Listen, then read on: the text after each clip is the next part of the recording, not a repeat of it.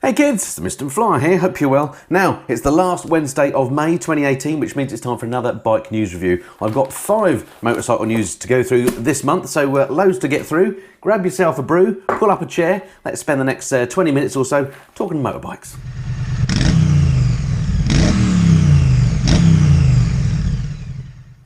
So, welcome along to the news review. Great to see you again. Looking forward to going through the papers. All sorts of stuff happening in the biking world at the moment. It's summer, silly season, all sorts of stuff going on. Let's crack on then without further ado, because this could be a bit of a long one. Let's pop those over there. So the first edition of the paper then, and the first story that I've picked out for you this month.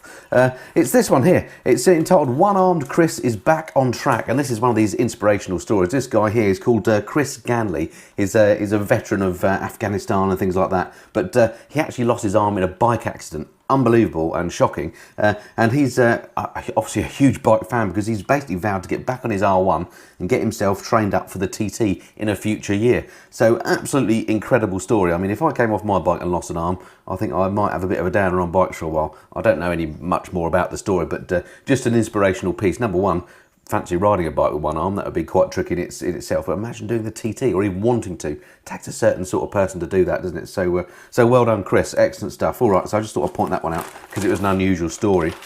Okay, next up in this paper, charge of the three-wheeler. Now this is the Yamaha Niken, which is basically just about to break cover, and we'll talk about it a bit later on. Actually, in one of the later newspapers. But it's a funny old beast. I can't wait to have a go on it. My local Yamaha dealer has promised me that as soon as they get a demo and they think they're going to get one, I will have a go on it. So I'm really looking forward to having a crack at it. But anyway, we'll talk a bit more about that in a minute. But it's starting to break cover, the Niken, so hopefully that's going to happen sooner rather than later. You never know. That would be brilliant. All right, whizzing through here already. This one, bare knuckle brawlers, and this is one of these MCN head-to-head type battles that they do. And they've pitted here this Triumph Street Triple R, a bike which I'm a huge fan of, as you may know, and KTM's new 790 Duke, which is a bike that I haven't ridden yet. Really looking forward to riding it. And in fact, those nice people at KTM have offered to lend me one for a couple of weeks in June. So next month, the next few weeks, I'll be riding a 790 a lot. I'm hopefully taking it away with me on a little trip as well. So I'm really going to get to know that bike. But I already know the Street Triple R very well. And MCN have done, as I say, one of their back-to-back tests. Now, they rate both bikes super highly. And until now, all the reviews I'd ridden had basically said the 790 was now the bike to get in that sort of category if you want a sort of a brawling middleweight bike. But this one's slightly different spin because Michael Neves, who I'm a huge fan of, he's one of my favourite MCN journos, he says that he loves both bikes, but he's actually put the Street Triple R marginally ahead of the 790 on the basis that it's a bit of a better all-rounder. So that's interesting. He says if you just want to do corner carving and have a Sunday blast, then the 790 is maybe the way to go. But overall, the Street Triple R he thinks is the better all-rounder. So once again, I mean, Triumph absolutely nailed it when they came up with the Street Triple, didn't they? I mean, I love my Street Triple. It's getting old now. It's a 2012, but I still ride it as often as I can. It's the bike that puts a smile on my face. If I just want an easy, fun ride, that's the bike I go and grab at the garage. So great to see that it's still top of the tree, albeit, of course, now modern day ones are somewhat improved over the bike I've got.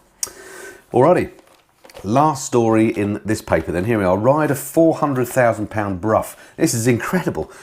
Basically, what this is telling you how, if you want to ride one of these amazing Brough Superiors, which are worth an absolute fortune, well into the 7 figures type category.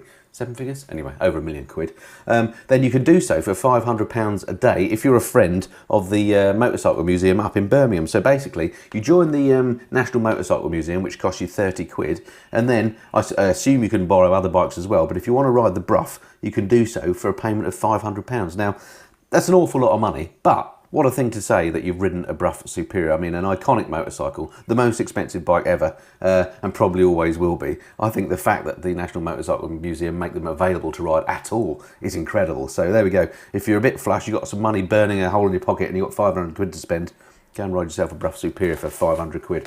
Incredible. All right, so that was it for the first paper. Right, next up.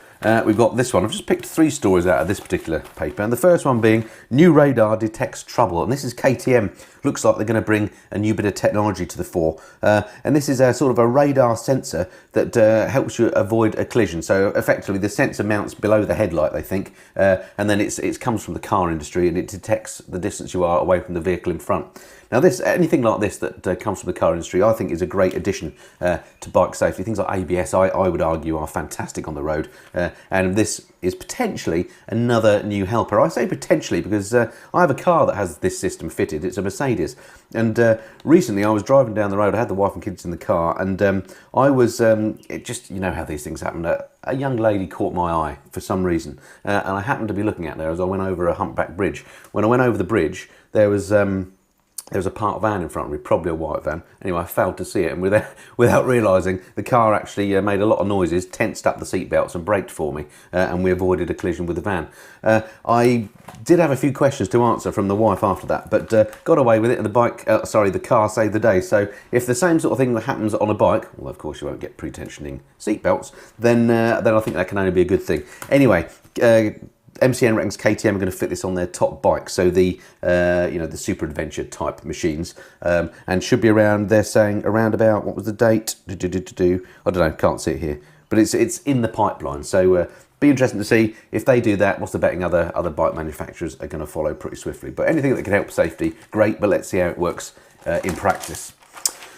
Okay, while we're on the subject of KTM, new adventure gets road focus is this particular story. KTM aims to make the 790 great for backlane blasts is the subheading. And this is the 790 Adventure, which has been talked around for a while now. Can't wait again to see how this comes out in the flesh, because this sort of adventure bike, I think, maybe hits the sweet spot. I love my BMW GS. I'm just back, actually, from a tour of the west coast of Scotland on it. And it was absolutely brilliant for carrying kit, big miles up the motorway to get to Scotland, etc. Fantastic. I did, nearly a couple of thousand miles on it. It was great. But there's no getting away from the fact it is heavy. And that is a bit of a nuisance when you're moving it around a car park, or indeed it prevents me actually going off-road on the bike. Whereas this, the 790, I think could, as I say, just hit that sweet spot and be the ideal big adventure bike. Easy to handle, enough power to get you on the motorway, yet still good fun. So looking forward to seeing that one in the flesh when that breaks cover. Not too sure when that's due. That's going to be a competitor for the Tracer 700 and the Tenere T7, MCN are saying. They saw the prototype last October. Can't see here when they imagine it's going to come out, but I imagine it's going to be another 18 months before we actually see that in the flesh. Or maybe even, we might even see something at this year's November. Oh, no, it won't be this year. Maybe next year's NEC show. Okay, and then last story out of this paper, cruising for a bruising.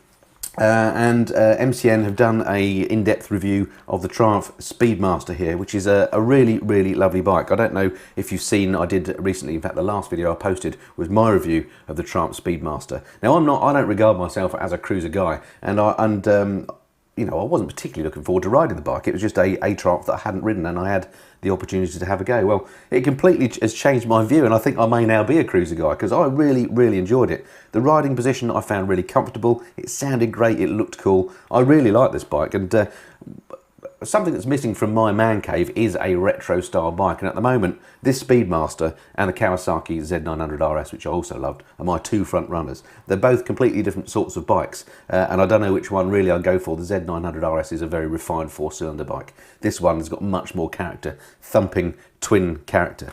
But I think it looks absolutely super cool, it rides lovely, and it's super comfortable. So the interesting thing was for me, when they did the review, they sort of disagreed. They didn't give it a glowing review. Well, they gave it 3 out of 5 stars, and the main complaint from John Urry, the road tester, was that it was uncomfortable. He found the seat very hard, which is interesting, because I found the seat actually very, very comfortable. But then I only rode it for a sort of an hour's test ride. I didn't ride it for 250 odd miles as he did. But this is the sort of bike that I think you would ride as a Sunday ride, as a cruiser. So I'm not sure that I'd be doing big miles on it anyway, but I really love the Speedmaster, so excellent. Be interesting to see what Triumph come up with next. They're really on a roll, aren't they, at the moment? All right, that's that one.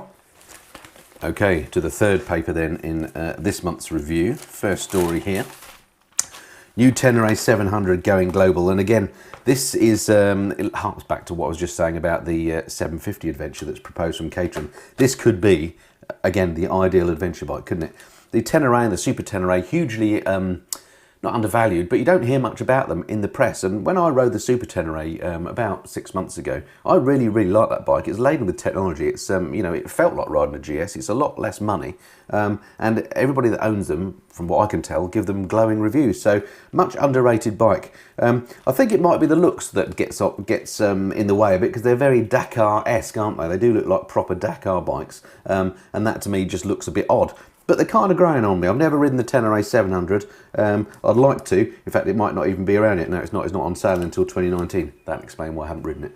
But 689cc parallel twin, based on the MT-07. Yamaha really are, again, coming out with loads of bikes, aren't they? The last couple of years they've been on fire after a few years of not really doing much. But they're really now doing this modular thing, using the same engines in as many different bikes as possible. And this time, for the Tenere 700, as I say, they're using the engine out of the MT-07. So bound to be a surefire winner, I reckon, and could again just hit that sweet spot for what makes an adventure bike just right in terms of weight, power, etc. So looking forward to seeing that one hit the streets.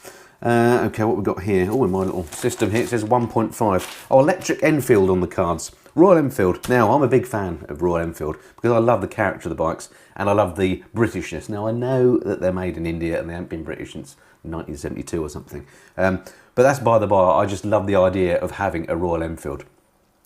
But now, according to this article, they've been talking to the boss at Royal Enfield, and he's been saying that they want to bring out an electric bike. What an amazing thing that would be. I do wonder. I'm a big fan of electric bikes. I love the Zero DSR when I rode that, and I love the BMW electric scooter when I rode that. I've got reviews of both those bikes on the channel if you want to have a look at those if you haven't seen them. I just wonder what an electric Enfield would be like, because what gets me about the Enfields are their heritage, like I say, the British character and the sort of old school vibe of the bikes, literal vibe. But when I say that, I mean, they don't compare. So far, of all the Enfields I've ridden, of which I think there's been 3, so the CAF Racer, the GT500, the Himalayan, and the Classic 500. I love the Classic 500 because it just looks so good. But none of those bikes, with the exception of the Himalayan, which rides a bit more like a modern bike, they are still a little bit behind every other manufacturer as far as I'm concerned. They do feel somewhat rough in comparison, so they've got some work to do, but things are looking up at Royal Enfield. They've got, you know, new development facilities, research facilities here in the UK now. Really can't wait for the new bikes coming out that I think I'm going to be talking about in a minute actually, so we'll stop there on that one. Okay, next up. In fact, this is it. Here we go. Twins Good Vibrations. What's new in tech? So this is the new Enfield 650 power plant that Royal Enfield are going to put in the Interceptor. And this, I don't know if you've seen the pictures of this, it's an amazing looking bike. It looks to me like the last generation Triumph Bonneville, if you like, but it's a brand new bike, and it's got a brand new twin parallel 650cc engine in it. The first time that Enfield have done a 650cc, in fact ever, and first time they've done a twin, so it's a massive departure from them. But the bike looks amazing. I sat on the prototype at the local Royal Enfield dealer, and the quality of it is lovely. It's really, they've really upped the game, and it feels really light when you sit on it as well. So absolutely can't wait to have a go on this. It must be coming soon. We've been promised it for ages, but if that bike comes in at a reasonable price, I think then Enfield could be onto an absolute winner. So yeah, so the this one, they've got some clever techniques to try and make the engine not quite so vibey, and also they've announced it's going to be a 270-degree firing order, so it should have that real characterful sound about it, which is exactly what a Royal Enfield needs. So looking forward to seeing that one in action. Okay, and then the last story in this paper, in their Best of British series, this is a feature about Watsonian sidecars. You've probably heard of these. They're based out west somewhere, I think Bath way around there somewhere. They make sidecars. They're handmade, of course, so low volume manufacture, but they're knocking them out. I think it has got the numbers in here, but I can't remember what it was. Here we are, 70 to 80 sidecars a year, of which 40% are exported. So great sort of success for a small manufacturer, and they look really cool. I think they look great fun. Whenever you see them, they bring a bit of a smile to your face. But I do wonder who actually is buying these. If 60% are being sold here, you don't see them very much, do you? You see them at the odd bike show and stuff, but you never see them on the road. I'd love to have a go on one at some point, and I do think they're cool, but they're quite expensive, I think. Around about £4,000 prices start, according to this, with £1,000 for a fitting kit.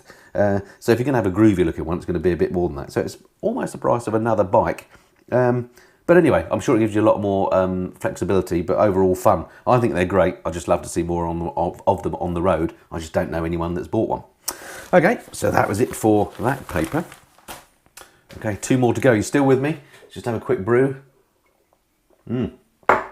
Okay, next one. So this is last week's paper. First story here, John McGuinness. I'm just not ready. This is the story that you must have seen. John McGuinness had been teamed up with Norton to join the TT this year, but of course he had that horrendous leg injury in the Northwest 200, and he's been fighting to get back to fitness again. And unfortunately, he's come to the conclusion that he's just not there yet, and he's not going to be able to race in this year's TT, which is on at the moment. This week's practice week. Next week, all the proper races start. So if you're in the UK, don't forget ITV4 9 PM. You can get all the updates on the TT. I shall be glued to that, particularly next week when the real racing starts. But real shame that John McGuinness isn't going to be there racing. He's going to be there doing some promo stuff, no doubt. But yeah, not racing. But better to live to fight another day. Wait till he's fully fit, and then hopefully come back next year on that Norton. Let's hope for the sort of dream team. So that would be great to see John McGuinness back again.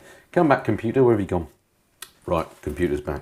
Okay, so next story then, Zero battery. Now this is a little story just tucked here. Batteries show signs of going the distance. Now I mentioned the Zero DSR earlier, but they've just announced that they've come out with new batteries with extended reach, and they're saying that their new top range battery will offer a 179 mile range. Now 179 miles, that's more than I get out of a tank of petrol on, say, my Triumph Street Triple. I usually get about 130 out of that. When I start looking for fuel stations, I could probably get 150 out of a tank.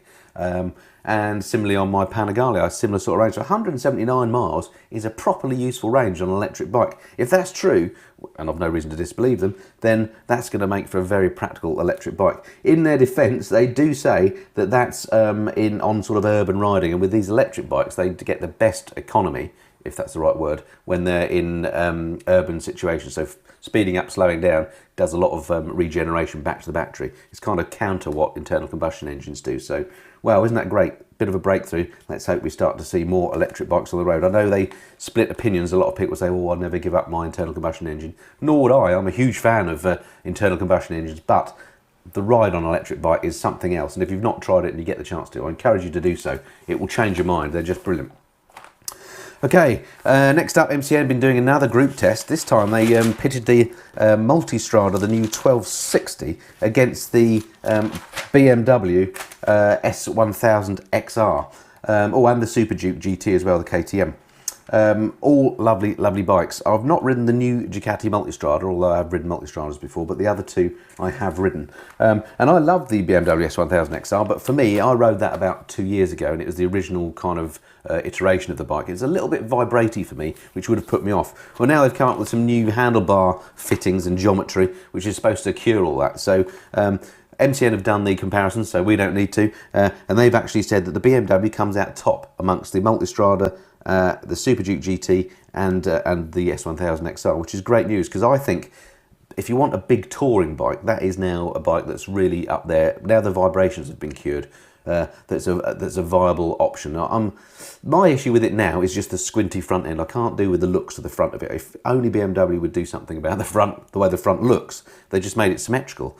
I think they'd be onto an absolute winner, and I'd probably swap my GS out for one quite swiftly, because it's got that 4-cylinder engine. It goes like stink, but it's got all the comfort and all the practicality of the GS as well. I think they'd be onto a winner there. But very interesting that a newer bike like the new Ducati 1260 Multistrada doesn't actually come top in that review. So well done BMW for that one. Okay.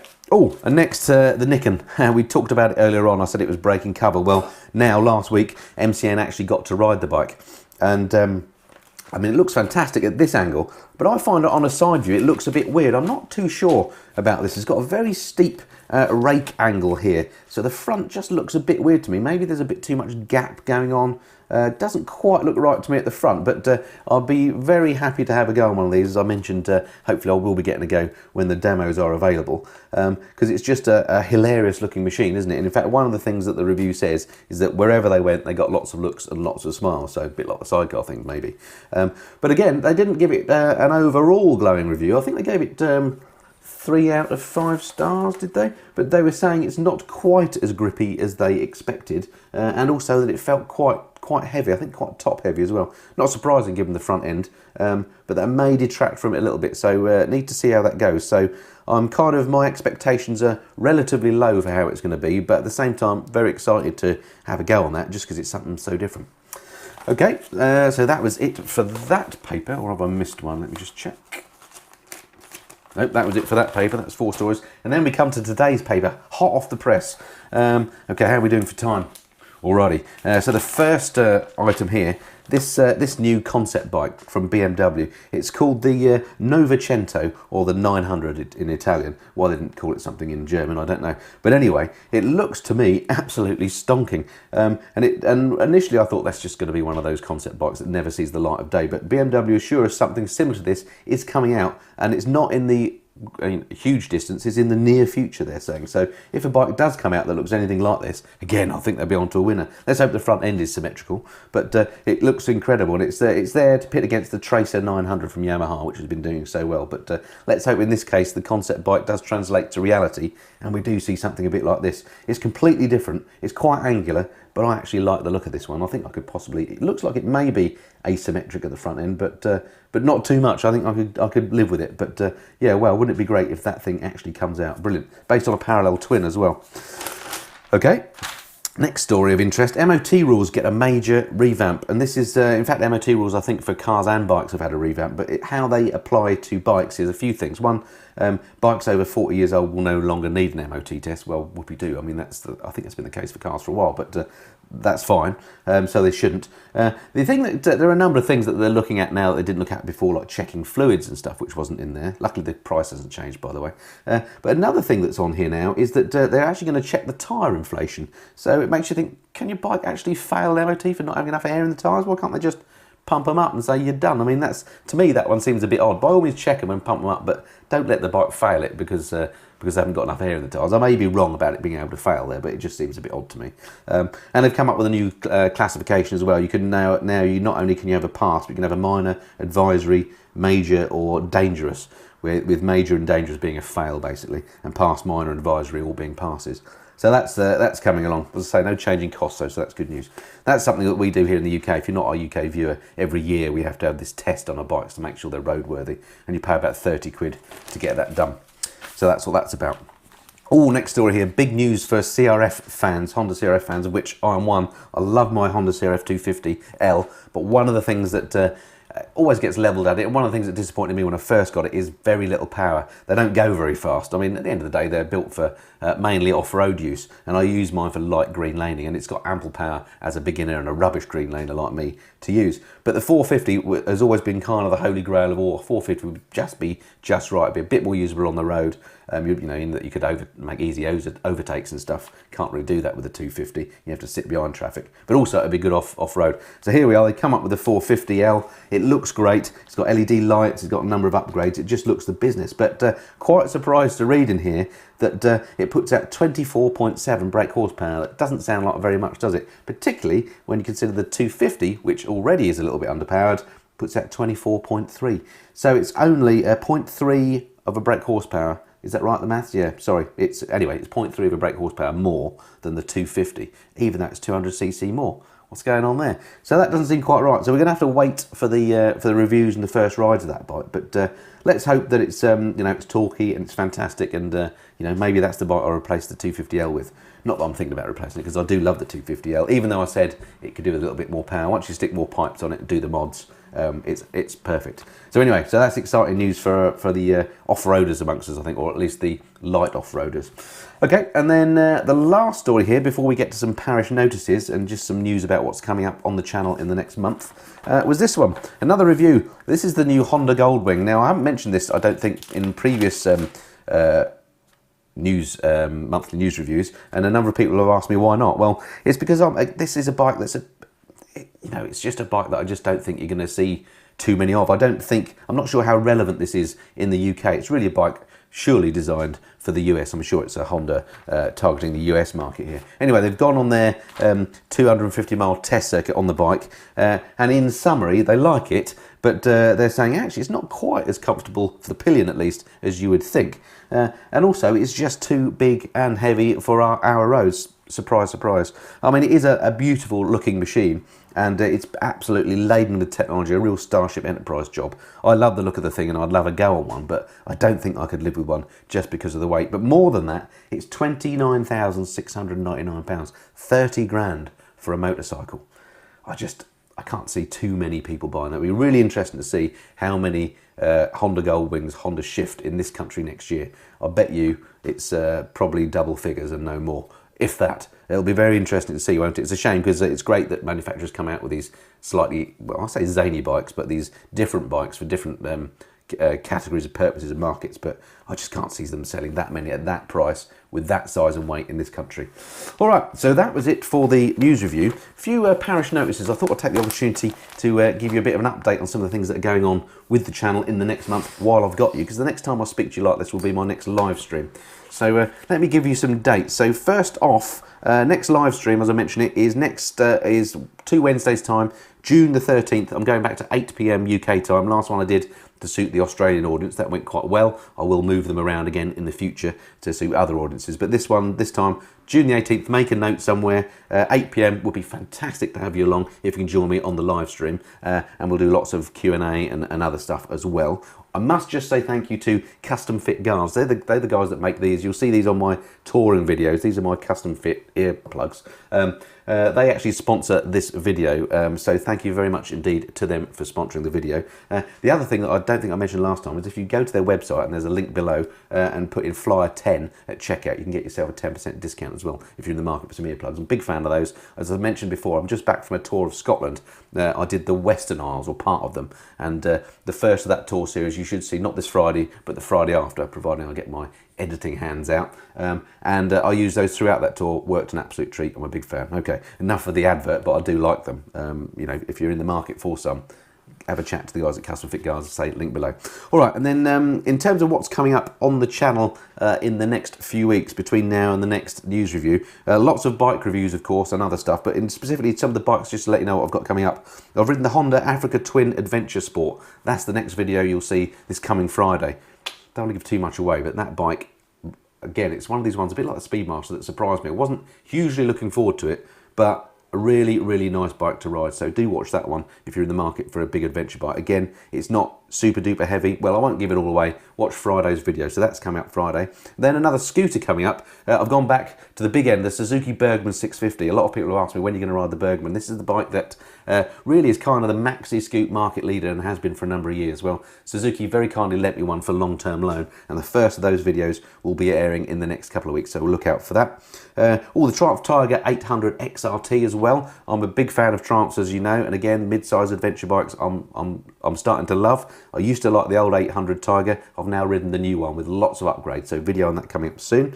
I've got some fun stuff coming as well, so look out for that. And as I say, the new Friday tour starts Friday after next, so hopefully, I don't know how many episodes I'm going to get out of that because I'm yet to do the editing, but I would think at least 4 or 5 next Fridays. Get those in your diaries for a bit of Friday relaxation. All right, that's it for now. Thanks very much for viewing. If it's the first time you've seen one of my videos, thanks for watching this one all the way to the end. I don't just do bike reviews and this news review, but I also do stuff in the garage. I do trips and tours. I do product reviews, kit reviews, basically anything and everything that there is to do with motorcycles. I try and cover it here on the Missenden Flyer. If you hit the subscribe button, it would be great to have you along again next time. All right, that's it for now. Look forward to speaking to you next time. Until then, this has been the Missenden Flyer. Cheerio.